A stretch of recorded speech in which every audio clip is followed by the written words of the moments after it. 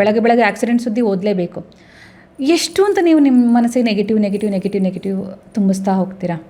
ಅಂದರೆ ನಿಮ್ಮ ಸುದ್ದಿಯ ಪ್ರೊಫೆಷನ್ ಅನಿವಾರ್ಯತೆಗೂ ಬದುಕಿನ ಅವಶ್ಯಕತೆಗೂ ತುಂಬ ವ್ಯತ್ಯಾಸ ಇದೆ. ಬದುಕಿಗೆ ಅಷ್ಟು ನೆಗೆಟಿವ್ ಸುದ್ದಿ ಬೇಡ.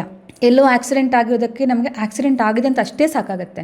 ನಾವು ಆ ವಿಜುವಲ್ಸ್ ನೋಡಿಕೊಂಡು, ಆ ರಕ್ತ ನೋಡಿಕೊಂಡು, ಪೀಸ್ ಆಗಿರೋ ಬಾಡಿ ನೋಡಿಕೊಂಡು, ಅದನ್ನು ಫೀಲ್ ಮಾಡಿಕೊಂಡು, ಅವರ ಫ್ಯಾಮಿಲಿಯವರ ಕಣ್ಣೀರು ನೋಡಿಕೊಂಡು, ಅವರ ಒಂದು ಪ್ರಶ್ನೆ ಕೇಳಿಕೊಂಡು, ಅವ್ರ ಜೊತೆಗೆ ಅಷ್ಟರ ಡೆಪ್ತ್ ನಮಗೆ ನಿಜ ಜೀವನಕ್ಕೆ ಬೇಕಾಗಲ್ಲ. ಯಾಕೆಂದರೆ ಪರಿಸ್ಥಿತಿ ಯಾರ್ಯಾರಿಗೆ ಏನೇನು ಬರುತ್ತೋ ಅದನ್ನು ಫೇಸ್ ಮಾಡೋ ಧೈರ್ಯವನ್ನು ಭಗವಂತ ಕಲಿಸ್ತಾ ಹೋಗ್ತಾನೆ.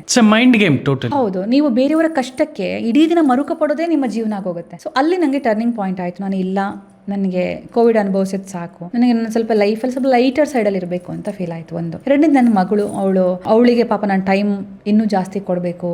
ಆಮೇಲೆ ಅವಳು ಈಗ ಬೆಳೆಯೋ ಸ್ಟೇಜಲ್ಲಿ ಅವಳ ಜೊತೆಗೆ ನಾನಿರಬೇಕು, ಫ್ಯಾಮಿಲಿ ಜೊತೆಗೆ ಇರಬೇಕಂತ. ಸೊ ಇದೆರಡು ಕಾರಣಕ್ಕೆ ನಾನು ಮೀಡಿಯಾದಿಂದ